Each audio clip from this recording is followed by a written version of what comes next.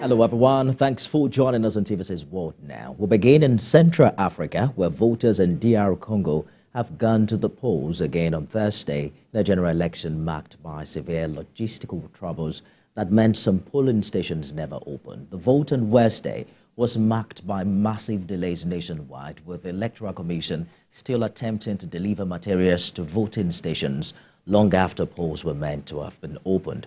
The head of the Electoral Commission estimated that at least 70% of voters had the chance to cast their ballots.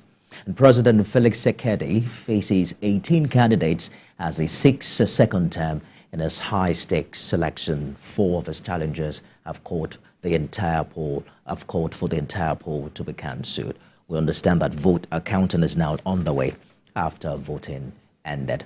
Joining us to discuss this is Professor of International Relations and Strategical Studies, David Awurawa. Prof, thank you for joining us on the news this hour. What do you make of this process? Lots of reaction particularly from opposition candidates, saying that they are now suggesting electoral fraud, citing logistical challenges. As a matter of fact, voting was delayed and extended by a day as a result of these challenges. How important is this particular exercise to DRC in the nation's history? Thank you very much for having me. The election is very important because it will determine the development of DRC moving forward. The country has a long history of wars, different wars since independence in 1960. In fact, one can say that the country has been in perpetual conflict since 1960. And a whole lot of it is tied to political disagreement, political differences. So this election is crucial. It is pivotal to the country's development, which is why what is happening now is is very disturbing. Because if these elections are not handled very well, it could further, exacerbate, the conflict in the country. So what is happening is very concerning, and we hope that some solution will be found so that the election can end peacefully and the stability can, be maintained in the country. Talking about conflict in the country, recall that the coup in Gabon took place just after, that announcement was made after a controversial election that secured Ali Bongo's 3rd term in office. They've called Central and West Africa the cool belt of the continent. Is that a possibility in this one? It can be ruled out, but it's not. It's a very remote possibility for several reasons. In those countries where coups have taken place, there are places where the presidents have governed for a long time. And there are also places where corruption has been very extensive and governance has not been effective. That hasn't been the case with Felix Tshisekedi, that's the president who took over from Kabila in 2019.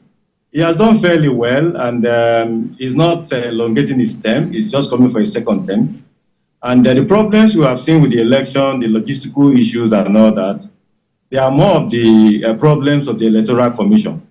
So if the Electoral Commission can, retrace its steps and be more effective in the way it proceeds with the rest of the election, hopefully things will end smoothly and stability can be, maintained in the country. So it is not quite similar to what we have had in Gabon and other countries of West Africa where coups have taken place in recent times. Like every other president, President Tshisekedi's popularity has waned after his first 5-year term, and we understand he's doing quite a lot to, jerk back that support in the days leading to this election. But let's talk about the credibility of this exercise. For the 4 million people, almost half of the population are expected to vote, but the fighting you mentioned earlier did not allow close to 2 million people to register. We understand several others have also been displaced. How do you conduct a credible election in the midst of all of this? Yeah, it is difficult. Where you have violent conflicts, extensive instability, elections can only be partially credible. In the eastern part of the country where fighting has gone on, Goma and all of those places, about 1.5 million to 2 million or so are not going to be able to, vote. They didn't even register. But we have 44 million people who have registered to vote. So it is likely that whoever will win, if he wins the wide margin, then the 1.5 million will not matter much. But it will be keenly contested. Moise Katumbi is the challenger to Felix Tshisekedi. Let's see how it goes. The Nobel Prize winner, Denis Mukwege, Dr. Denis Mukwege, is also waxing strong, but people think that will be far, far behind. So where there is instability and violence, as we have in DRC, elections can only be partially credible. But we hope that they would respond swiftly and effectively to the current logistical challenges, which has led to the extension of the voting for this election, so that the contestants will be fairly satisfied. Already, Moise Katumbi is complaining, Denis Mukwege is complaining, and several others are complaining. And when you have things like this, these are the things that prepare the ground for violence, post-election violence. We hope they will respond to these things effectively and swiftly, so that confidence in the system can be established. There are concerns, Prof, that the conflict between Congo and Rwanda may just have been escalated, with comments from President Tshisekedi, possibly suggesting that he would take the war to Rwanda, based on concerns that Rwanda may have been sponsoring M26. What do you make of an all-out combat between both countries and its impact on the East African region? Unfortunately, the conflict between DRC and Rwanda has escalated in the past 2-3 years, which is very disheartening. We are all Africans. We are supposed to display African solidarity, Pan-Africanism, but that hasn't played out in the relations between DRC and Rwanda, especially in the past couple of years. DRC moving into Rwanda will not likely happen.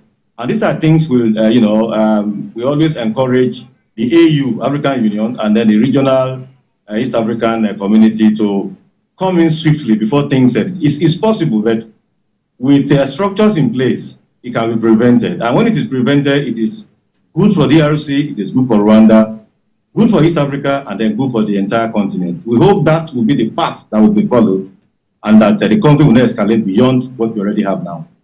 We've seen a lot of regional blocs, sending aid in form of military personnel into Congo. Some of them are now living in phases. What do you think as a responsible for the persistent conflict, irrespective of all of the many interventions we've seen across board? Well, DRC has recorded extensive intervention from our side, peacekeeping. In fact, that was the first country where extensive peacekeeping took place in 1960, when the United Nations was putting in place that structure for maintaining stability in, war-infested areas. Yes, many are leaving, but the UNC has a large number of, peacekeepers there. Many are leaving because they have been targeted over time, and sometimes they have been accused of being partisan, supporting one party or the other. All of those have happened, over the years, and that has led to the withdrawal of troops by, some countries and some bodies. But we still have a lot of foreign troops in DRC. But ultimately, finding a lasting solution to M16, their sponsors, especially, focusing more on regional stability than personal and national interests, will do better. And that will help to, not only resolve the crisis between DRC and Rwanda, and of course some other countries around, but also, stability across the entire region. And that is what we advocate. Well, soon time will tell whether the fractured opposition, the inability of the opposition candidates to work together, may have cost them the opportunity to take over from President Tshisekedi in the coming hours. Professor David Awurawa, Professor of International Relations and Strategic Studies, thank you so much for talking to us. In other news now, Guinea-Bissau